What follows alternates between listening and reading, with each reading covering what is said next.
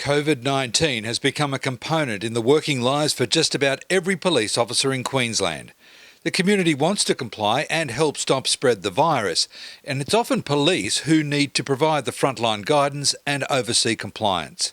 So no matter where you are in the state, here's the easy guide to COVID-19 directions. To help stop the spread of COVID-19, there is currently a whole of government response. Police officers have been appointed, emergency officers. Under the Public Health Act, the Chief Health Officer, also known as the CHO, can make any direction she deems necessary. Numerous directions have been made so far. Police as emergency officers have been given extra powers. For example, police can issue emergency officer directions.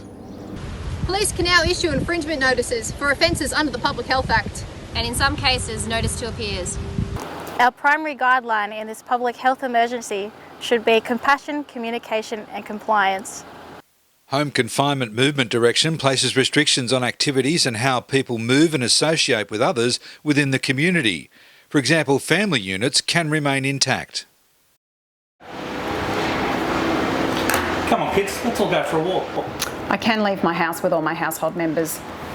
Or up to 9 other people, but not with both groups together. Social distancing doesn't mean being home all alone. You can now have 5 people visit. CHO directions still prohibit large gatherings at private residences. The maximum is 5 visitors.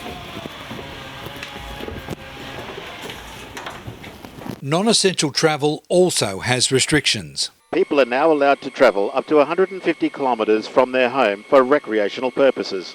And people can now go for a motorcycle ride. People can now jet ski.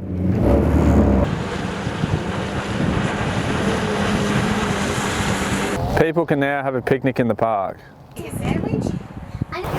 One in public, it is everyone's responsibility to ensure they are observing social distancing. Social distancing includes remaining at least 1.5 metres away from another person, regular hand washing and avoiding handshaking.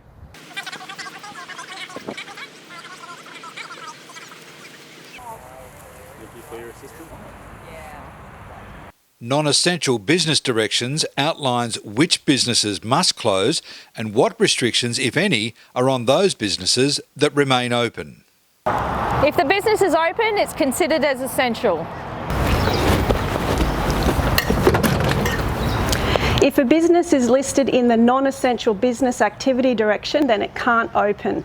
Conditions apply, so check out the aid memoirs for this one. The Border Restrictions Direction outlines who is allowed to enter Queensland and when a person has to self-quarantine. There are now 2 different categories of exemptions, an exempt resident and an exempt person. Confused? You're not the only one. Refer to the SharePoint on the website to enable you to get a better understanding of who's exempt and who's allowed to enter Queensland. Let's look at quarantine notices and hotspots. Up there for me, how you going? Hi. So my name's Tim from the COVID-19 Task Force. Whereabouts have you been to? I've just come from Hawaii. Hawaii? All right, Yeah. no worries. All right, mate, just so you know, everyone who's travelled over the seas in the last 14 days must self-quarantine for 14 days. 14 days? That's correct, 14 days. Okay. All right, so I'm just going to fill out a self-quarantine form. The actions you apply will vary on the answers given to basic questions. G'day driver, my name's Aidan from the Queensland Police Mountain Unit. What is your reason for coming across the border today? I'm moving to Queensland and I'm an exempt resident. Okay. And with that, you still must quarantine for 14 days, okay? Okay. Occupants of the same vehicle can also be given separate directions. We are exempt residents, but we've been to a hotspot. Why did you go and why are you coming back? So I'm coming back for work. That is an essential purpose. You do not have to self-quarantine. Thank you very much. And passenger, why did you go and why are you coming back? I went to Sydney for a medical appointment. Well, that is an essential purpose. You do not have to self-quarantine. Sweet. One tool to assist with compliance is the issuing of infringement notices. The CHO directions change constantly. Common sense, discretion, and all reasonable alternatives should be considered when considering enforcement action. Infringement notices should be issued for breaches of CHO directions that are blatant, selfish, or reckless. NTAs can be issued for offences under the PPRA, the Public Health Act and other relevant legislation. I want to issue an NTA and an infringement notice.